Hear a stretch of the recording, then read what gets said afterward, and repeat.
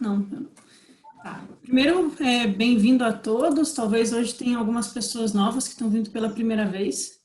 O Bruno e a Irenice deram uma boa divulgada ontem e hoje. Então, sejam bem-vindos. Então, a gente estava vendo a cosmogonia gnóstica e a gente estava vendo a primeira e a segunda hipóstase, né?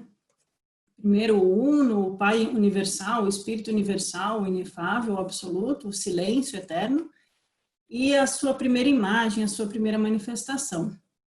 Hoje vai ficar bem interessante o nosso estudo, porque a gente vai falar bastante sobre o Cristos, né? Lembrem que quem veio acompanhando, eu vou passar aqui, só para avisar que todos os últimos estudos estão lá no meu canal no YouTube, é só procurar pelo nome. Tem atualmente 21 vídeos, que são dos últimos encontros que a gente vem fazendo aqui. Aqui é mais gostoso porque dá para a gente conversar, falar mais algumas outras coisas que eu corto na edição do vídeo, né? Mas lembrem que quem vem acompanhando ou quem viu os vídeos, a gente viu aqui no segundo dia, ou no primeiro dia, ou segundo vídeo, sobre o princípio divino encarnado. E era um texto que eu trouxe da Blavatsky, que ela faz a distinção entre Jesus e Cristo, que um é um princípio divino universal e o outro é um Mahatma, um homem de carne que teve suas encarnações e atingiu uma iniciação espiritual elevada. Ela faz essa distinção. Depois, mais para frente, a gente viu um outro estudo, que é esse aqui, o número 17, é sobre Cristo ser a centelha divina e não um homem, que eu trouxe também das cartas dos Mahatmas, da doutrina secreta, alguns trechos da Blavatsky também, a gente vê pela versão da teosofia da Blavatsky, mas já fazendo as pontes com os apócrifos cristãos, os evangelhos gnósticos. Então, para quem ainda não assistiu, eu deixo a sugestão de depois ir lá e dar uma assistida nesse, porque vai complementar o assunto de hoje. A gente começou aqui eu vou focar aqui nessa figura aqui do meio, que são as três hipóstases pré-manifestação. Antes de surgir a multiplicidade de almas, a divisão das almas, a humanidade e o mundo material. Então, só fazendo uma recapitulação muito rápida, eu trouxe aqui esse trecho do ensinamento de Basílides. Basílides é um gnóstico do século II, e ele vai justamente fazer essa relação sobre um progenitor não gerado, que gerou o nous, que é a segunda aqui, a do meio, e o nous gera o logos, que é o Christos, e o Cristo gera a Sofia. E a partir de Sofia vai vir a manifestação do mundo, o demiurgo, o criador da matéria e da humanidade. Então, novamente, só para a gente ir colocando na nossa mente essa imagem desse escalonamento de três forças que vão se derramando, como o chafariz plotiniano, né? O Uno, ele é colocado como a fonte da água viva, a fonte da água que se derrama e transborda nessa mente universal, que é o nous, a mente divina, o espaço eterno universal, que é o Espírito Virgem, e por isso às vezes é confundido com Maria como sendo a Virgem, mas é porque o Espírito Virgem é a mãe do Cristo. E o Cristo agora é o que a gente vai ver. Então, ontem eu fiquei brincando de fazer esses esqueminhas. Vocês vão ver que os esqueminhas vão mudando, né? A nossa mente fica tentando entender. Se vocês lembrarem, a segunda hipóstase, que é a Barbelô, que é o pai-mãe, que é a mente universal, ela também é chamada de poder tríplice. E o poder tríplice é esses três. Eu simbolizei aqui com um triângulo, né? O éon oculto, o éon manifesto e o éon autógenes. É disso que a gente vai falar hoje, do éon autógenes. E vejam aqui que eu coloquei o triângulo agora permeando as três hipóstases, permeando essas três manifestações, essas três realidades. E por que isso? Porque isso vai fazendo a gente entender como que esse tríplice poder dessa mente divina universal, ela vai se manifestar no ensinamento gnóstico. Fazendo um parênteses, só para a gente ter clareza do que a gente está estudando e por que a gente está estudando isso, isso é o que eu falei naquele encontro que a gente falou sobre a escola de Jesus, a escola reservada de Jesus, os ensinamentos dos mistérios. Jesus vai falar sobre os mistérios do reino dos céus.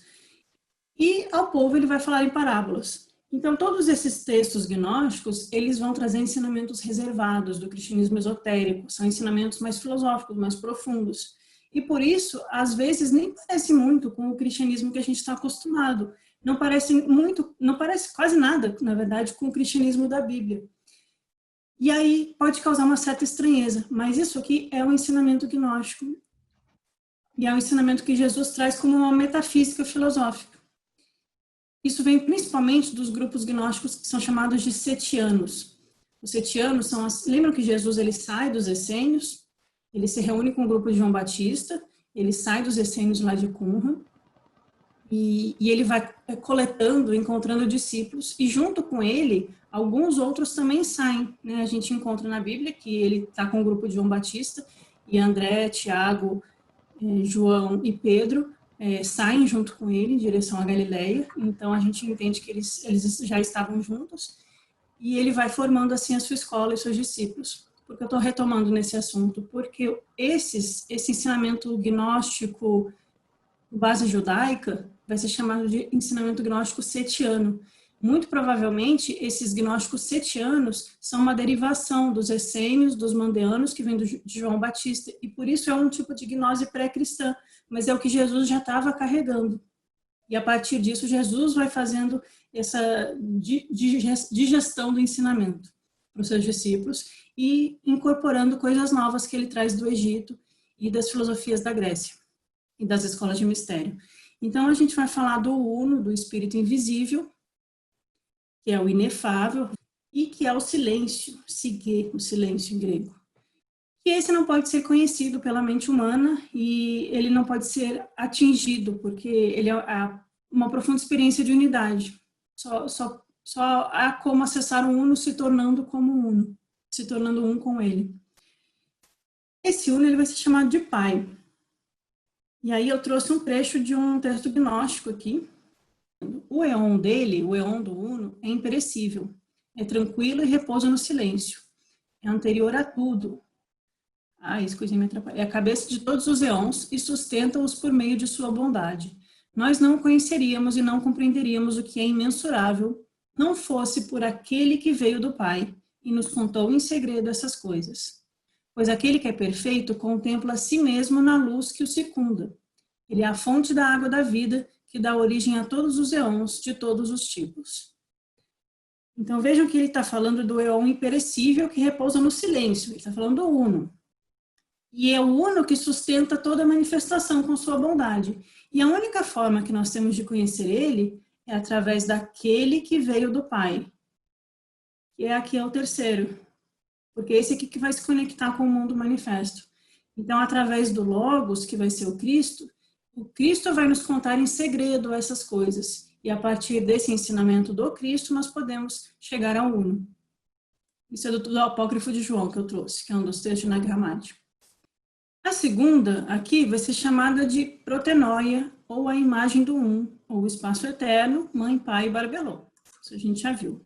E o que diz o Apócrifo de João sobre a protenóia? Lembrando que protenóia significa enóia, pensamento, e proto é o primeiro. Então, é o primeiro pensamento, é um pensamento primordial. Ela às vezes também é chamada de pronoia. Pro é o que vem antes, o que antecede. Então, é o pensamento que antecede todas as coisas. Por isso também é a mente divina, né? Os gnósticos trabalham com muitos sinônimos. E o Apócrifo de João vai falar sobre ela. Se esse aqui é o pai, a protenóia é a mãe. Mas ela é mãe e pai também porque ela contém em si todas as imagens, todas as formas, todas as coisas.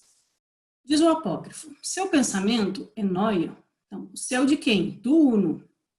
Seu pensamento se tornou ativo e assim surgiu aquela que apareceu na presença do Pai em luz resplandecente.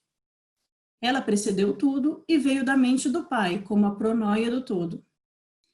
Vejam que essa ideia de um que pensa a si mesmo, porque o um ele estava em silêncio, ele estava em repouso.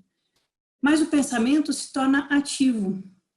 E aí o um pensa a si mesmo. No momento que ele pensa que o pensamento se torna ativo, surge a segunda hipóstase. Surge a pronoia, surge a barbelô. Essa ideia a gente encontra no livro Metafísica de Aristóteles também. Essa ideia do um que pensa a si mesmo, do Deus que pensa a si mesmo. A unidade que gera a dualidade a partir de um pensamento. Só para a gente ver que os gnósticos eles estão dialogando com as tradições filosóficas também da sua época. E ela surge como uma luz resplandecente, ela vem da mente do Pai. Sua luz, da Barbelô, é semelhante à luz do Pai. Ela é Barbelô, o primeiro poder, a glória perfeita entre os eons, a glória da revelação.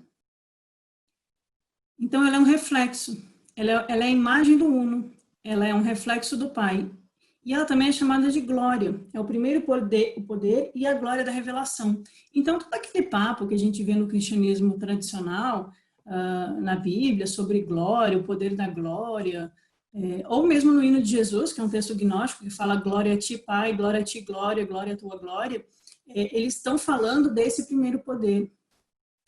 Quando a gente fala em glória, ou uma pessoa que manifesta a glória dentro de si, significa um acesso ao primeiro poder divino. É algo extremamente elevado, profundo e grandioso, né? Não é uma coisa simples e banal. Ela se tornou o útero universal, pois precede a tudo, e é o mãe-pai, a humanidade primordial, o espírito virginal, o tríplice poder, o éon eterno entre os seres invisíveis. Então, ela é o útero, porque ela dá origem a todas as coisas, e ela é o homem primordial, a humanidade primordial. Ainda não existe humanidade aqui. Ela é o arquétipo universal da humanidade. Tudo que está na humanidade está com Barbelô, né?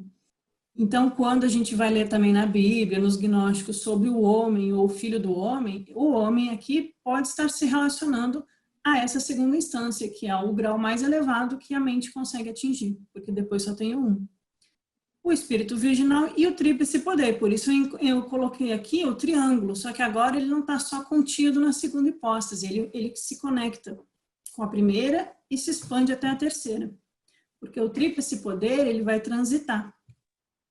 E ela é o éon eterno entre os invisíveis. É interessante isso de invisíveis, porque quando a gente vai ler nos neoplatônicos, por exemplo, o Próclo, ele vai fazer o que eu chamei no outro encontro de taxonomia divina, que é as hierarquias celestes. A gente encontra também no cristianismo, né? Serafins, querubins, anjos, arcanjos, potestades, poderes, tem várias gradações de seres.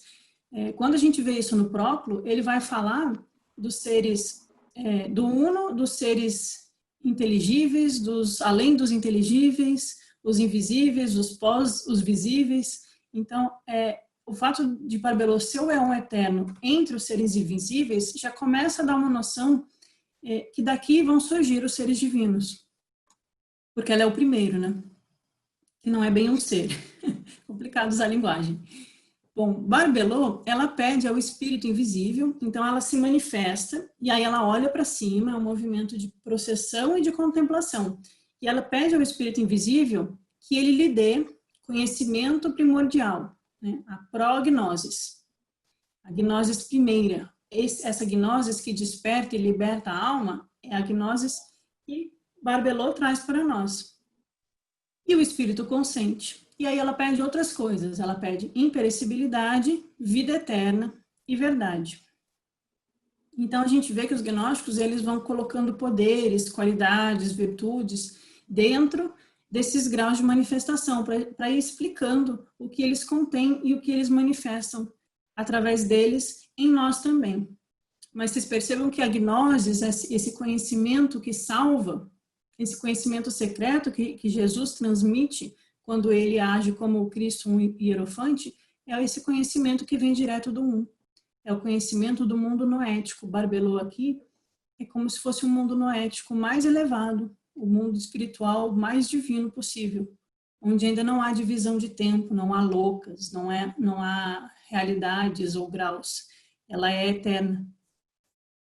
E aí, falando do tríplice poder, né, esse tríplice poder, que é manifestado a partir da segunda hipóstase, ele vai ter três, né? Qual é o primeiro? O éon oculto, por isso que eu pus aqui na pontinha, né? Junto com o Uno. Então, o éon oculto, que é o primeiro dos três poderes, ele vai representar a realidade e a divindade.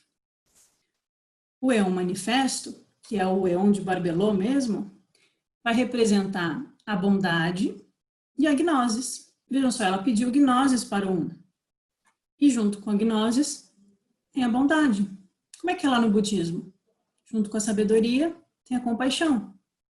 E é esses dois que unidos, né, chegam no grau final digamos assim. E o terceiro é o autógenes, quer dizer, autogerado, é aquele que gera a si mesmo. Então, nesses três poderes, um olha para cima e contempla o um. O outro, ele manifesta todas as qualidades do um, a bondade e a gnosis. E o terceiro, olha para baixo e gera os mundos divinos. Estou tentando deixar um pouco mais claro para vocês a cosmogonia gnóstica, porque isso foi uma digestão que eu fui fazendo dos textos. Então, às vezes, depois daqui a um tempo, eu posso mudar de opinião, posso ver alguma coisa que eu não vi, tá? Não se prendam. É só para a gente entender. E aí tem um texto chamado Protenoia Trimórfica, que ó, Protenoia Barbelô. Trimórfica de 3 formas. A protenoia que tem 3 formas. Ela tem uma forma que se une ao Pai, uma forma plena de si mesma e uma forma que se volta para baixo.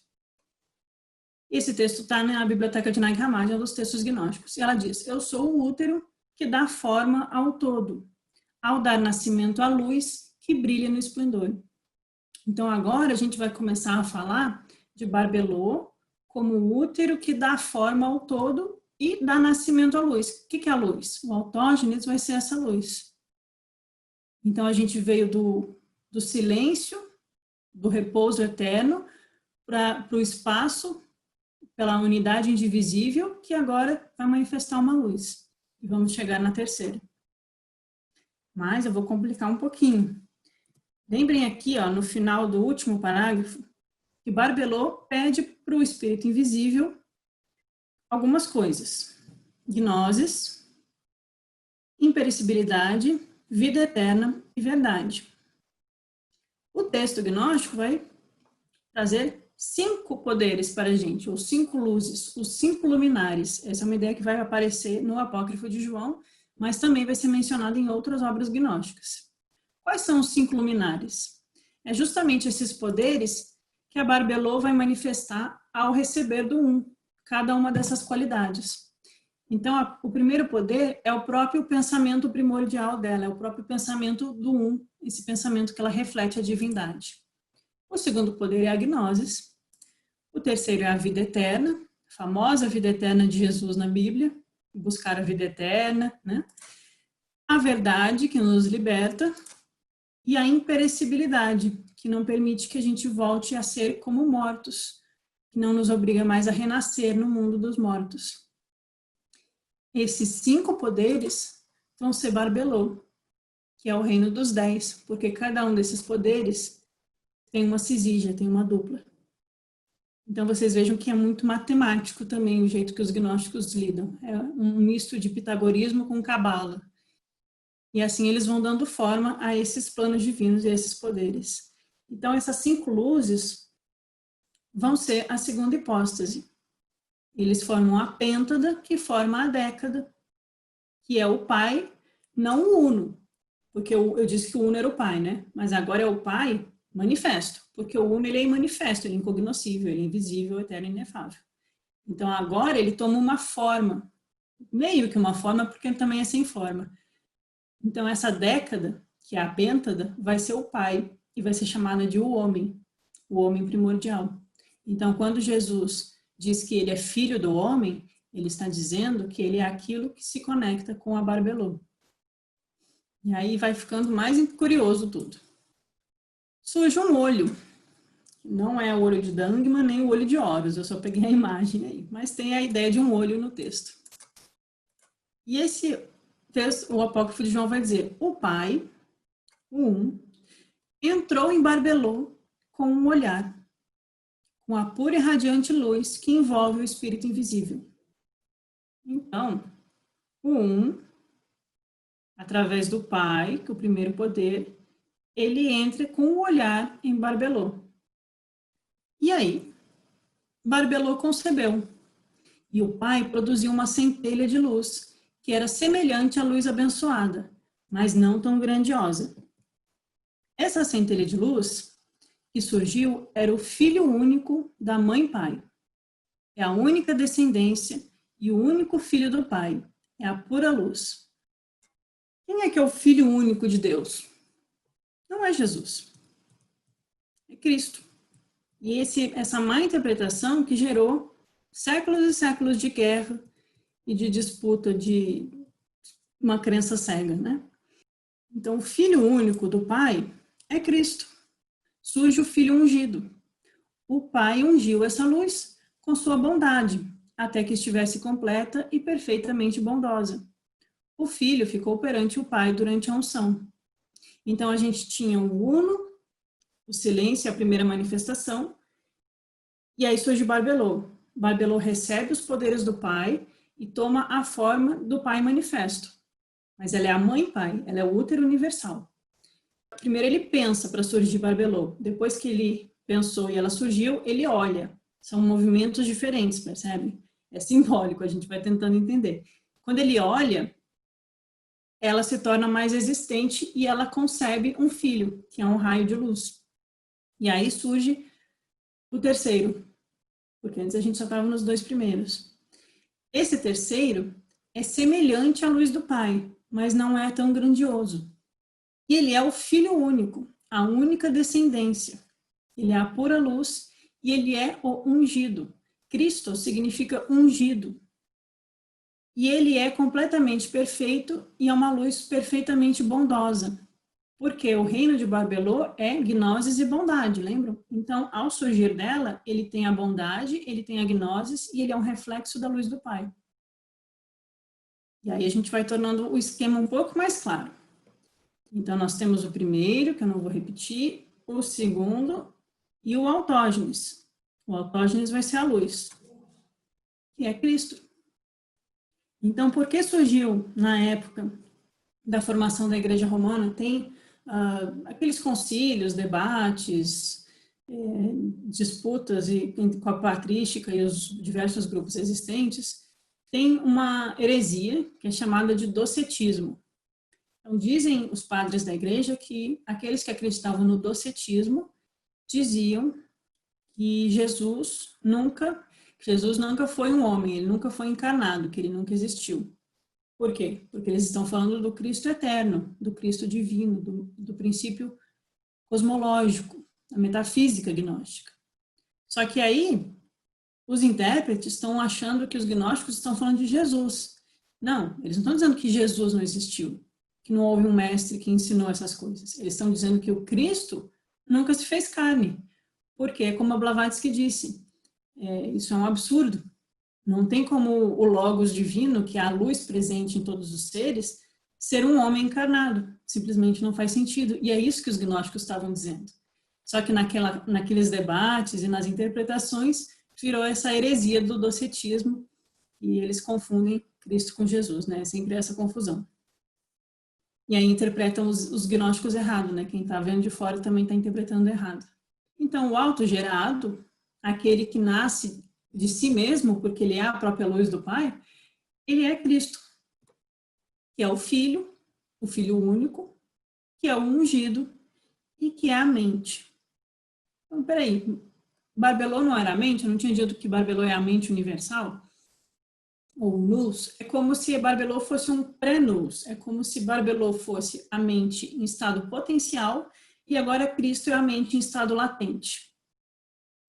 Igual a gente tem aquele trecho que a Blavatsky comenta sobre o Avalokiteshvara em manifesto e o Avalokiteshvara manifesto.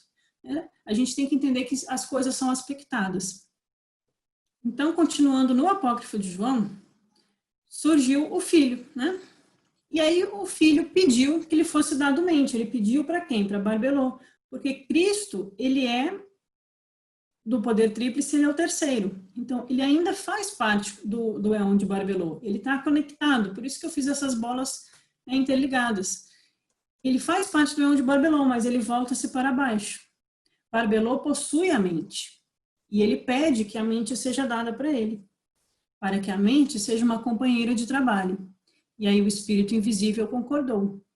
Quando ele o fez, quando ele concordou, a mente surgiu e colocou-se ao lado de Cristo, o Filho ungido, glorificando e glorificando também Barbelô. E todos esses seres vieram à existência em silêncio. Então, isso aqui ainda é pré-cósmico, é lá longe da nossa realidade. A mente, que agora estava ao lado do Cristo, desejou criar algo através do Logos, do Espírito invisível. Vejam como eles vão trocando os sinônimos, os adjetivos vão mudando. A gente tem que entender do que eles estão falando. Então, a mente que está com Cristo decide criar. Como ela cria? Ela cria através do Logos, do Espírito invisível. Então, aqui nessa terceira hipóstase, nessa terceira manifestação, é que surge o Logos para os gnósticos. Sua vontade se tornou uma realidade e apareceu junto à mente, e a luz a glorificou. A vontade do Logos foi feita, pois por meio do Logos, Cristo, o divino autogerado, criou todas as coisas. Então, Cristo, o autogerado divino, a luz que veio do Pai, junto com a mente, age como Logos. E como Logos, ele cria todas as coisas. Por isso, Cristo aqui, ele é o primeiro demiurgo, ele é o primeiro criador. Ele é o demiurgo bom de Platão, porque depois a gente vai ter o demiurgo mau, que vai ser relacionado à ignorância, à matéria e à separatividade. Mas aqui a gente tem a primeira criação, porque antes disso era só unidade. Então, o nous, aqui é o que eu já comentei, o nous é potente em Barbelô e torna-se nous latente no Logos Cristo. Então, surge a luz. Então, o que é a terceira hipóstase? O que é o Cristo? É o Filho único, o ungido, o Logos e o Salvador. Quando a gente lê Salvador nos textos gnósticos e cristãos, é para a gente pensar nesse Logos Cristo, nessa terceira realidade cósmica, metafísica e cosmológica. Ele é a luz que vem ao mundo, o autogerado, a vida, a coroa dos 12 ons. Complicou, né? Por que vida? Espero que vocês estejam conseguindo acompanhar. Lembra que são 3 poderes? O primeiro é o éon oculto, que é divindade e realidade. O segundo é o manifesto, que é bondade e gnosis. O terceiro, o éon do autogerado, que é o Cristo, é o éon que é chamado de vida e vitalidade. Então, a gente está falando do Logos, que é o Salvador, que é o Filho único, que é o Cristo, e que é a vida e o autogerado. São muitos qualificativos para o mesmo poder. E ele é a coroa dos éons, porque ele que vai criar o mundo divino. Ele que vai começar a criar os éons, as eternidades, os espaços celestes, e o 1 vai se tornando cada vez mais múltiplo à medida que ele desce. O 1 vira 2, o 2 vira 3, o 3 vira 4, aquela coisa bem pitagórica. E agora os mundos celestes, os planos divinos, o pleroma vai surgindo. Antes disso, não é só a unidade. E aí eu trouxe uma provocação aqui. Levando tudo isso aqui em consideração, como é que a gente lê no Evangelho de João? Eu até peguei ele aqui, não sei de cor, mas para a gente não errar. Como é que começa o Evangelho de João, para quem conhece a Bíblia? No princípio era o Verbo.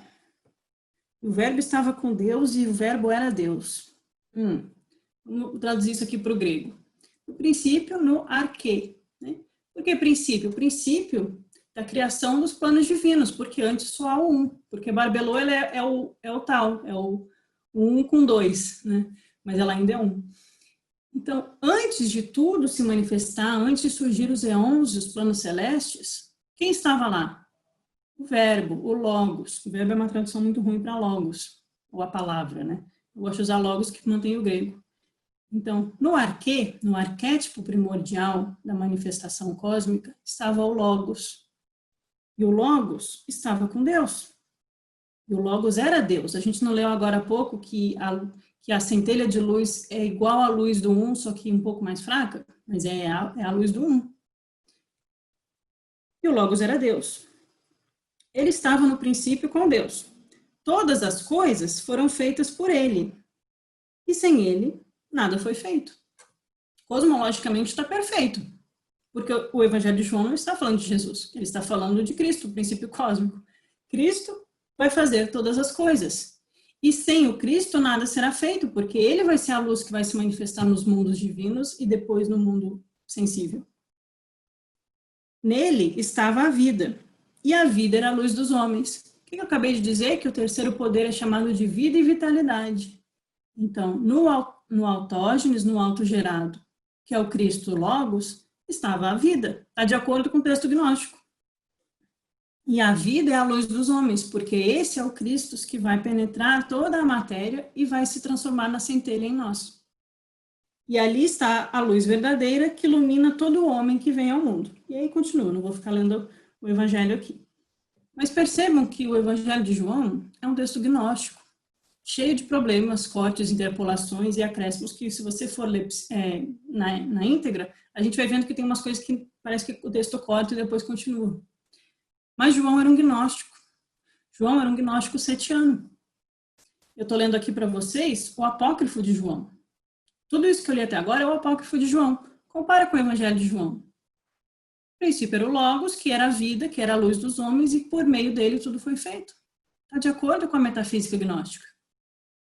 Mas a gente precisa saber ver.